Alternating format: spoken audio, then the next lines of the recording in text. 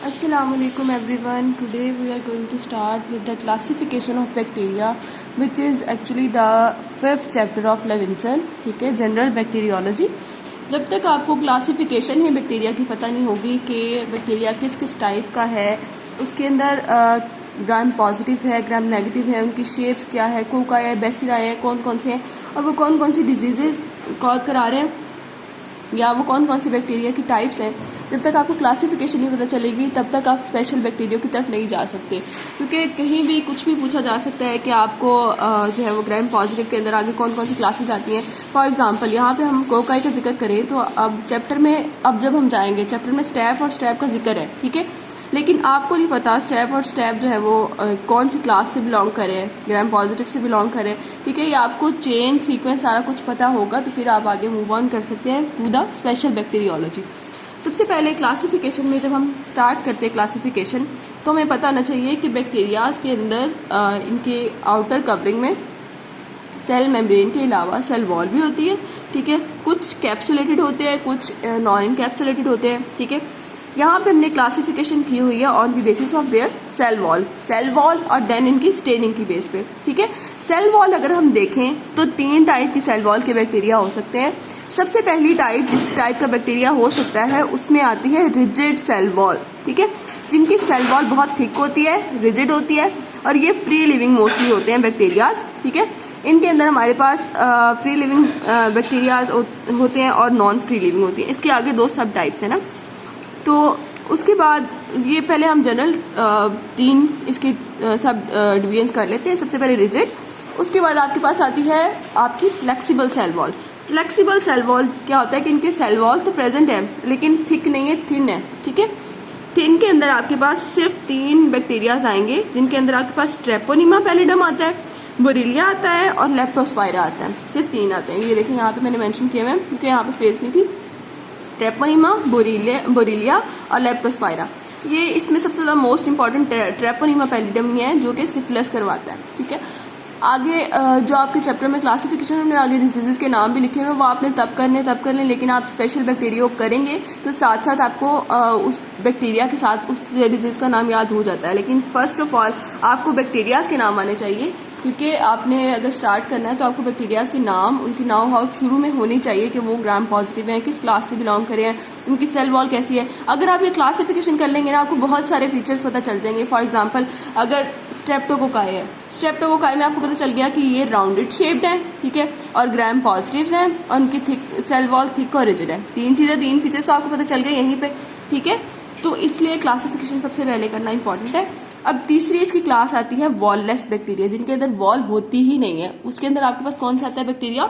Mycoplasma नमूनी, ठीक है. Mycoplasma नमूनी होता है जिसकी वॉल होती नहीं है, इतनी एक्सट्रीमली थिन होती है कि जिसको हम कंसीडर ही नहीं करते, वॉललेस बैक्टीरिया में आ जाते हैं, ठीक है. अब ये 3 आपकी बेसिक क्लासिफिकेशन जो क्लासेस आ जाती है जिसमें सबसे पहले क्या है?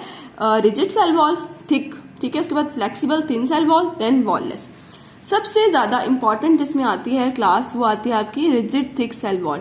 रिजिड थिक सेल वॉल में आपके पास 2 टाइप्स आती हैं, फ्री लिविंग और non free living. Free living और non free living. Non free living के अंदर आपके पास सिर्फ 2 आने हैं जिसके अंदर आपके पास यहाँ पे मेंशन्ड है रिकेट्सिया और क्लेमिडिया. ये दोनों नॉन फ्री लिविंग है.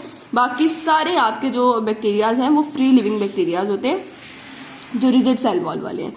फ्री लिविंग के अंदर आपके पास 2 आगे सब क्लासेस आ जाती है जिनको हम ग्राम स्टेनिंग की बेस पे डिवाइड करते हैं इनटू ग्राम पॉजिटिव्स और ग्राम नेगेटिव्स, ठीक है.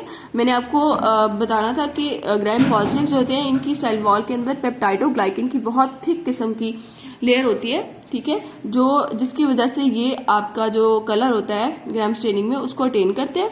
और जो ग्राम नेगेटिव्स होते हैं ना इनकी सेल वॉल इतनी थिक नहीं होती, थिन होती है, जिसके जो है ना इसमें टिकोइक एसिड भी होता है, इसमें वो नहीं होता, ठीक है. इसके क्या होता है कि सेल वॉल के अंदर एंडोटॉक्सिन प्रेजेंट होता है. जब बैक्टीरिया मरता है तो एंडोटॉक्सिन रिलीज होता है और आपके जो है ना वो सिम्टम्स फिर बॉडी में अपीयर होते हैं, टॉक्सिक शॉक इस टाइप के.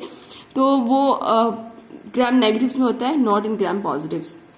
अच्छा, अब ग्राम पॉजिटिव को हम पहले लेके चल रहे हैं, देन हम ग्राम नेगेटिव डिस्कस करेंगे. सबसे पहले हम ग्राम पॉजिटिव की बात कर रहे हैं तो ग्राम पॉजिटिव के अंदर हमारे पास कोकाई आते हैं, रॉड्स आते हैं, रॉड्स के आगे दो टाइप्स हैं, स्पोर फॉर्मिंग रॉड्स और non spore forming rods.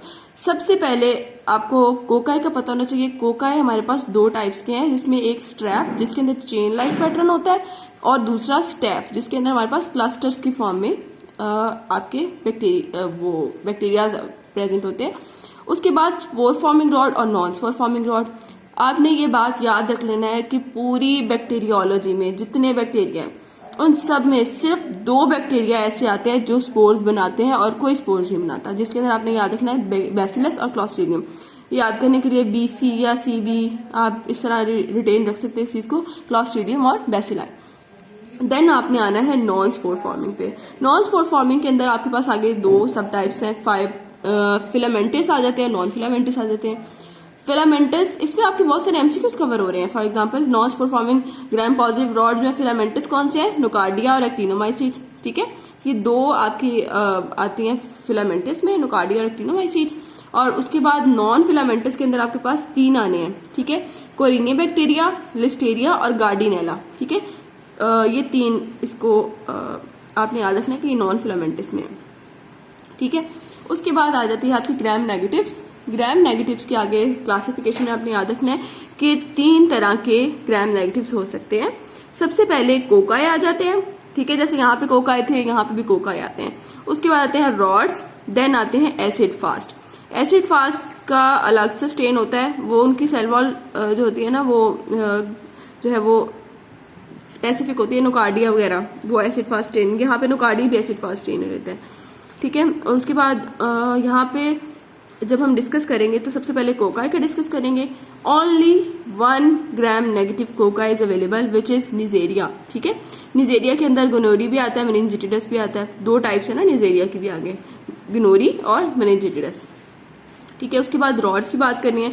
Rods को हम आगे डिवाइड करते हैं क्लासेस में, जिसमें स्ट्रेट आते हैं और कर्व्ड आते हैं और एरोबिक और एनारोबिक, 4 इसकी क्लासेस हैं रॉड्स की। ठीक है, अच्छा, अब इसके अंदर जो आते हैं ना स्ट्रेट रॉड्स। ठीक है, स्ट्रेट को आगे हम फिर फर्दर क्लासिफाई कर रहे हैं इनटू 3 सब क्लासेस, जिसके अंदर रेस्पिरेटरी आते हैं, जूनोटिक आते हैं और एंटेरिक रिलेटेड आते हैं। ठीक है, रेस्पिरेटरी के अंदर आपके पास Haemophilus influenzae, Bordetella and Legionella. HBL से याद रख लो आप, हिमोफिलस, बॉडीटेला और लीजियोनेला। ठीक है, ये 3 आपके रेस्पिरेटरी हो गए। इसके ऊपर पूरा चैप्टर है लेविंसन का। ठीक है, जूनोटिक के ऊपर भी पूरा चैप्टर है, ब्रूसेला, फ्रांसिसेला, पास्टुरेला और यर्सीनिया।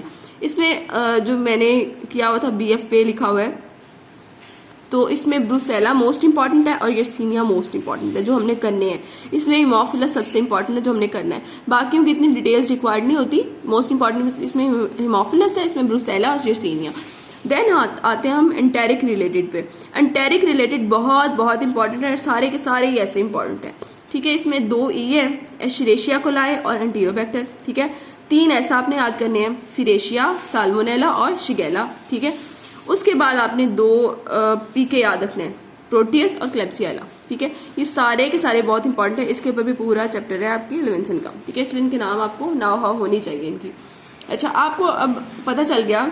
फॉर एग्जाम्पल एशरेशिया का अगर आपसे कोई पूछे तो आप कह सकते हो कि these are enteric related straight rods. ठीक है, having gram negative type of cell wall. ठीक है, rigid thick gram negative type of cell wall. ठीक है, इसके आपको कई फीचर्स तो इसी में पता चल गया ना।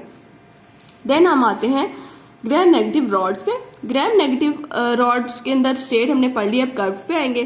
कर्व जो कॉमास की फॉर्म में होते हैं उस टाइप के। ठीक है, उसमें कंपाइलोबैक्टर आते हैं, हेलिकोबैक्टर आते हैं, विब्रियो आता है। ठीक है, इसको हमने याद रखना है HCV, हेपेटाइटिस C वायरस होता है ना, उससे आप निमोनिक बना सकते हो HCV। ठीक है, कर्व के अंदर 3 है और वो HCV से याद कर सकते हैं। उसके बाद रॉड्स आते हैं। रॉड्स में एरोबिक आते हैं और एनारोबिक आते हैं। एरोबिक हमारे पास सूडोमोनास होते हैं। ठीक है, जिनको स्ट्रिक्ट रिक्वायरमेंट होती है ऑक्सीजन की फॉर देयर ग्रोथ। और एनारोबिक्स आते हैं जिनको ऑक्सीजन की रिक्वायरमेंट नहीं होती, जिनमें बैक्टीरियोइड, फ्रिजिलिस आता है। ठीक है, ये हमारे रॉड्स भी कवर हो गए। उसके बाद नेक्स्ट हमारे पास एसिड फास्ट। एसिड फास्ट एक ही था हमारे पास, जिसमें कौन सा था उसका नाम नहीं मुझे याद आ रहा, माइकोबैक्टीरियम ट्यूबरक्लोसिस था।